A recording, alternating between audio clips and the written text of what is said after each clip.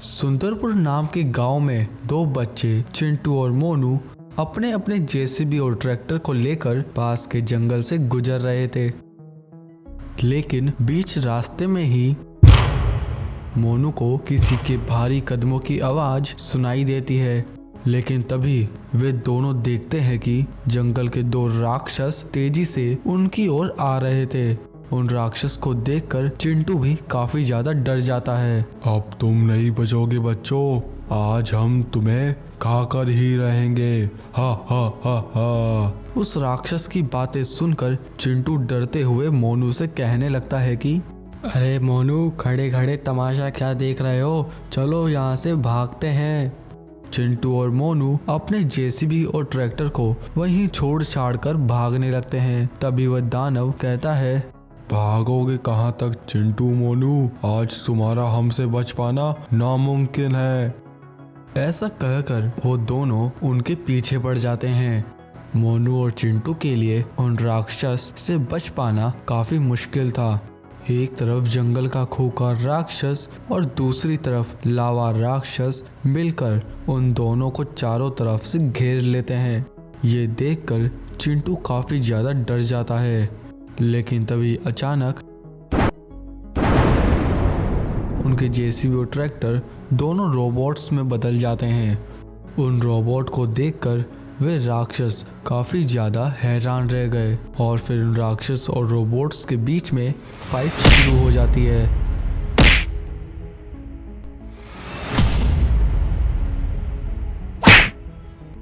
उन राक्षस को मार खाता देखकर चिंटू और मोनू काफी खुश होते हैं।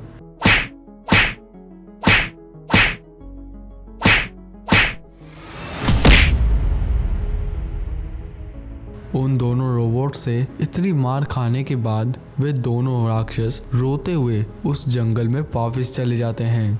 उन दोनों को भागते हुए देखकर चिंटू और मोनू को काफी खुशी होती है। A few moments later. Mohan नाम का एक व्यक्ति गांव के सभी बच्चों को लेकर जंगल में पिकनिक बनाने के लिए आता है। पिकनिक का नाम सुनकर गांव के सभी बच्चे जोश में आकर उछल कूद करने लगते हैं।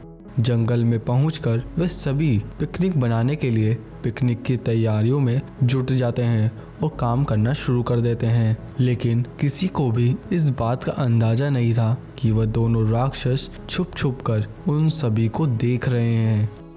लावा मॉन्स्टर आज शिकार खुद चलकर शिकार होने के लिए आया है। ध्यान रहे वो किसी भी हाल में बचना ना पाए। हाँ हाँ बिल्कुल, हम सबको पकड़कर खा जाएंगे। फिर वे दोनों योजना बनाने लगते हैं ताकि वे उन सभी को एक एक कर पकड़ सके। वहीं वे सभी बच्चे इस बात से अनजान होकर मजे से फुटबॉल खेल रहे थे।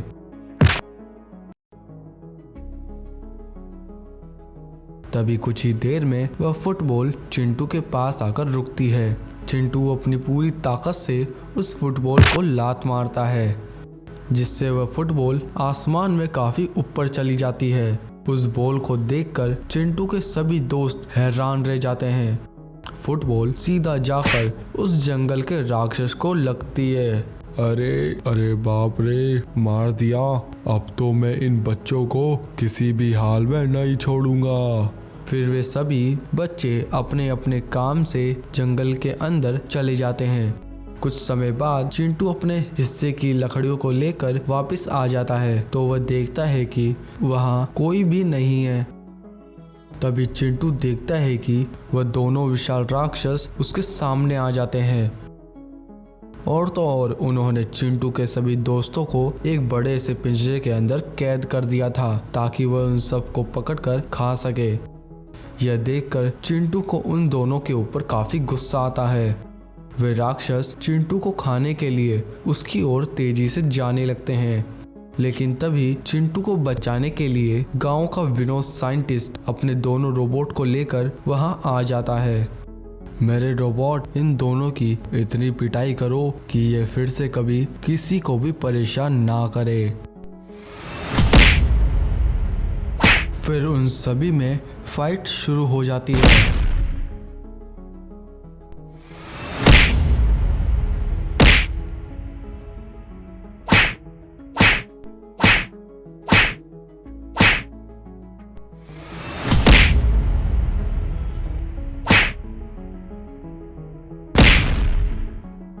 और फिर वे दोनों रोबोट मिलकर एक पावरफुल अटैक करते हैं।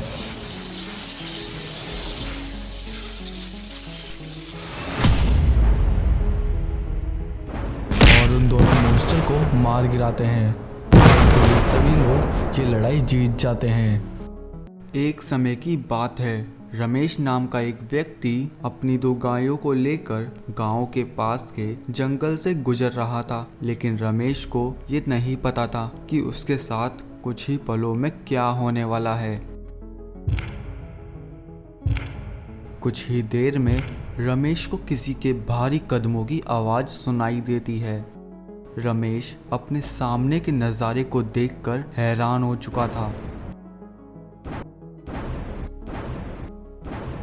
उसे उस जगह उस जंगल का सबसे खतरनाक राक्षस दिखाई देता है। वह विशाल राक्षस एक एक करके रमेश की दोनों गायों को खा जाता है। यह देखकर रमेश बहुत घबरा गया और वहां से भागने लगा, लेकिन वह राक्षस उसे छोड़ने वाला नहीं था। राक्षस अपने बड़े विशाल पैर से रमेश को कुचल डालता है और फिर वह विशाल राक्षस रमेश को खाकर अपनी भूख मिटा लेता है।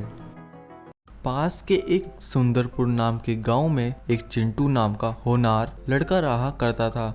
चिंटू अपने दोस्तों के पास जाकर उनके साथ एक कार रेस करने को कहता है। चलो मोनू, हम सब जंगल में चलकर एक कार रेस करते हैं और देखते हैं कि कौन वह कार रेस जीत पाता है। हाँ चिंटू, चलो चलते हैं और तुम देख लेना, वह कार रेस तो मैं ही जीतूंगा। फिर चिंटू, मोनू, पिंकी अपनी अपनी मिनी कार लेकर तैयार हो जाते हैं और तीनों उस जंगल की ओर निकल पड़ते हैं। उन तीनों को इस बात का बिल्कुल भी अंदाज़ा नहीं था कि उन्हें उस जंगल में उनके ही गांव के 2 बदमाश लड़के मिल जाएंगे और उनका नाम था बंटी और राहुल। राहुल चिंटू, मोनू, पिंकी को अपनी मिनी कार लेकर अपनी ओर आता हुआ देख लेता है। चिंटू सीधा जाकर उन दोनों के सामने खड़ा हो जाता है। उन्हें देखकर बंटी कहने लगता है कि चिंटू, तुम लोग यहाँ पर नहीं खेल सकते हो, ये जगह सिर्फ और सिर्फ हमारी है। नहीं नहीं बंटी, हम लोग कहीं नहीं जाने वाले, हम लोग तो यहीं पर खेलेंगे। अगर तुम्हें यहाँ पर खेलना है तो तुम्हें हमारे साथ पहले कार रेस करनी होगी। अगर तुम लोग जीत गए तो ही तुम यहाँ पर खेल सकते हो। चिंटू बंटी की उस कार रेस चुनौती को स्वीकार कर लेता है। कुछ ही देर में एक तरफ चिंटू की मिनी कार और दूसरी तरफ बंटी अपने जेसीबी को लेकर रेस के लिए पूरी तरह से तैयार हो जाता है। फिर चिंटू और बंटी की कार रेस शुरू हो जाती है। रेस शुरू होने के कुछ ही पलों में चिंटू अपनी मिनी कार से बंटी के जेसीबी को पीछे छोड़कर आगे निकल जाता है। चिंटू को आगे निकलता देखकर बंटी को काफी गुस्सा आता है। बंटी वह रेस जीतने के लिए चिंटू की मिनी कार को अपने जेसीबी की मदद से टक्कर मार देता है और आगे निकल जाता है। बंटी वह रेस जीतने ही वाला था, लेकिन तभी अचानक बंटी का जेसीबी एक जगह पर अटक जाता है, क्योंकि जंगल के उस विशाल राक्षस ने बंटी के जेसीबी को पीछे से पकड़ लिया था। उस खूंखार राक्षस को देखकर वे सभी बच्चे काफी ज्यादा डर जाते हैं। वह राक्षस गुस्से में आकर बंटी के उस जेसीबी को बहुत दूर फेंक देता है और उन सभी बच्चों को खाकर अपनी भूख मिटाने के लिए उनके पीछे पीछे भागने लगता है। तभी मोनू, पिंकी, राहुल भागते भागते वहीं गिर पड़ते हैं, जिसका फायदा उठाकर वह राक्षस उन तीनों को पकड़ लेता है। लेकिन बड़ी मुश्किलों के बाद भी चिंटू उस राक्षस से बचकर अपने गांव सुरक्षित पहुंच जाता है। वह सीधा गांव के मशहूर विनोद साइंटिस्ट के पास जाता है और उसे सारी बात बताता है कि एक राक्षस ने उसके सभी दोस्तों को पकड़ लिया है। फिर विनोद साइंटिस्ट और चिंटू मिलकर एक योजना बनाते हैं ताकि वह उस राक्षस को रोक सके। फिर वह दोनों अपनी बनाई योजना के अनुसार एक ट्रैक्टर को लेकर उस जंगल की ओर निकल पड़ते हैं। कुछ ही देर में वे दोनों अपने ट्रैक्टर को लेकर उस जंगल में आ जाते हैं। वहां पहुंचकर चिंटू देखता है कि उस राक्षस ने उसके सभी दोस्तों को एक बड़े से पिंजरे के अंदर बंद कर रखा है। चिंटू जैसे ही उन्हें बचाने के लिए आगे बढ़ता है, वह राक्षस वहां आ पहुंचता है। उसे आता देखकर चिंटू वहीं रुक जाता है। वह राक्षस विनोद और चिंटू को अपने उस जंगल में देखकर काफी गुस्से में आ जाता है और उन दोनों को खाने के लिए उनकी ओर तेजी से बढ़ने लगता है। तभी विनोद का वह ट्रैक्टर एक ट्रैक्टर रोबोट के अंदर ट्रांसफॉर्म हो जाता है और फिर विनोद के ट्रैक्टर रोबोट और उस विशाल राक्षस के बीच एक जोरदार फाइट शुरू हो जाती है। वे दोनों ही काफी ताकतवर थे।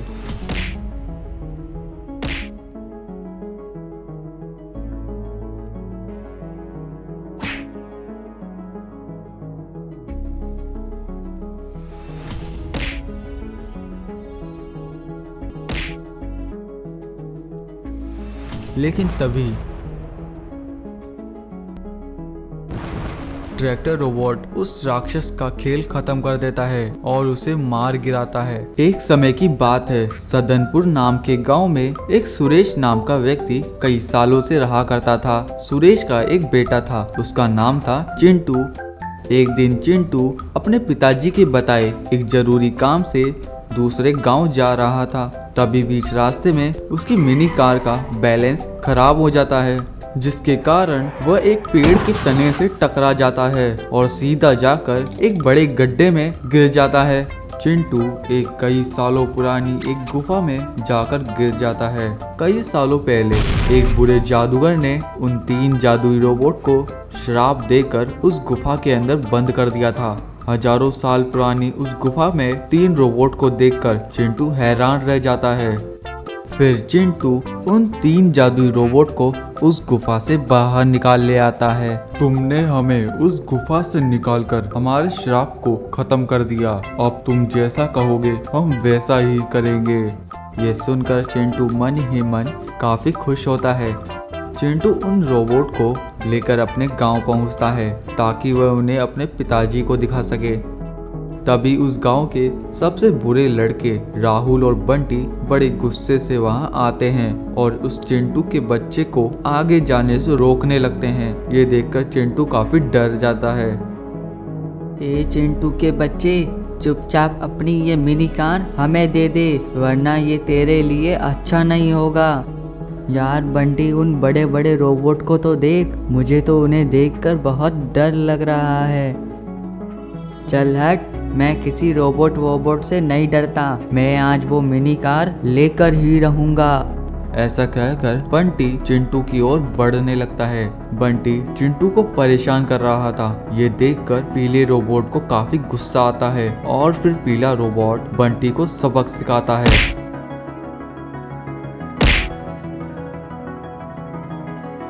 फिर क्या, बंटी रोते हुए वहां से डरकर भागने लगता है। ये देखकर चिंटू काफी खुश होता है। बंटी रोते हुए अपने घर पहुंचता है। बंटी के पिता शहर के एक बहुत बड़े साइंटिस्ट थे।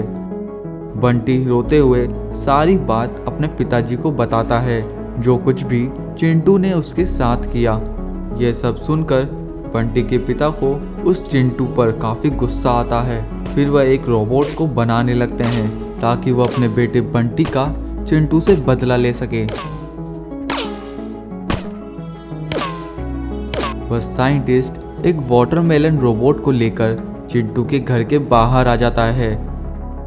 वाटरमेलन रोबोट चिंटू के घर के ऊपर आग के गोलों से हमला करने लगता है।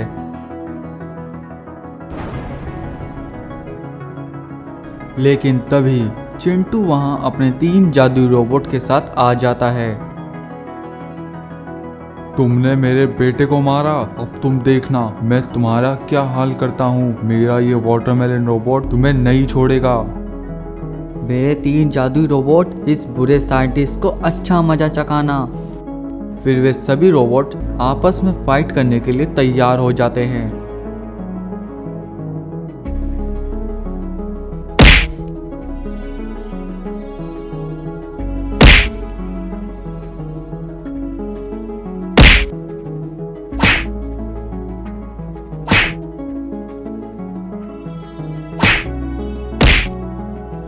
तीन जादुई रोबोट की कई कोशिशों के बाद भी वे वाटरमेलन रोबोट को नहीं मार पा रहे थे।